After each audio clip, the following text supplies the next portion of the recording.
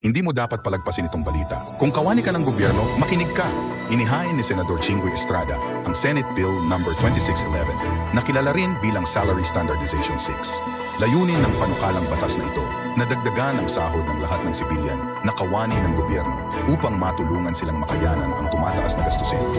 Kung ito ay naisa sa batas, ang pagtaas ng sahod ay ipatutupad sa 4 na bahagi mula 2025 hanggang 2028. Ang pinakamababang sahod ay magsisimula sa 14,300 pesos, habang ang pinakamataas ay magsisimula sa 461,058 pesos sa unang bahagi. Taon-taon, tataas ang halagang ito na tinitiyak na ang sahod ng gobyerno ay mananatiling kompetitibo.